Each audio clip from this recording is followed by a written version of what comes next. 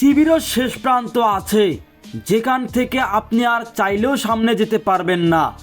এমন এক জায়গা, যে জায়গায় গেলে আপনার গা গুলতে শুরু করবে, বমি বমি ভাব হবে, আর একবার নিচের দিকে তাকালে মাথা ঘুরে পড়ে যাওয়ার সম্ভাবনা সব থেকে বেশি। পৃথিবীতে শেষ প্রান্ত খুঁজতে হলে আপনাকে যেতে হবে নরওয়েতে। যদিও সেখানে পৌঁছানো খুবই কষ্টের ব্যাপার। সেখানে পৌঁছানোর জন্য রোগাল্যান্ড প্রদেশের স্ট্যান্ড পৌরসভা থেকে 8 কিলোমিটার দীর্ঘ পথ পাড়ি দিয়ে আরও 4 কিলোমিটার পথ হেঁটে যেতে হবে। আর এই পথ পাড়ি দেওয়া অনেক কষ্টকর।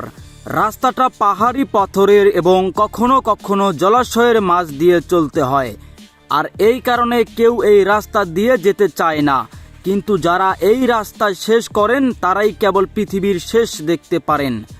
যদি আপনি কখনো এই জায়গাতে যান তাহলে যেতে হবে সম্পূর্ণ আপনার ঝুঁকিতে। সে দেশের সরকার আপনার কোনো দায়ভার নেবে না। এর প্রধান কারণ হলো এই জায়গাটি মাটি থেকে 1982 ফুট উপরে বলা হয়ে থাকে।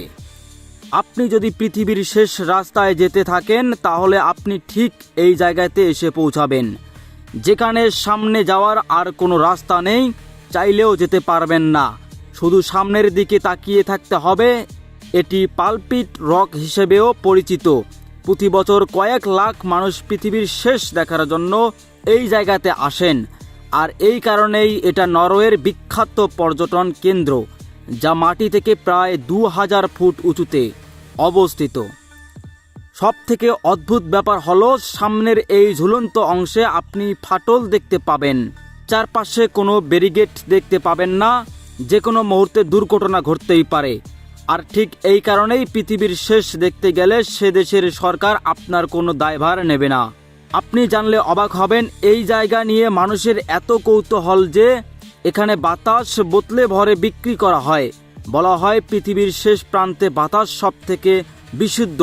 আর এই কারণেই সেখানকার 8 লিটার শুদ্ধ বাতাসের দাম প্রায় 1500 টাকা। 2017 সালে মিশন ইম্পসিবল 6 চলচ্চিত্রের শুটিংয়ের কারণে এই জায়গাতে 1 সপ্তাহ পর্যটকদের জন্য বন্ধ ছিল।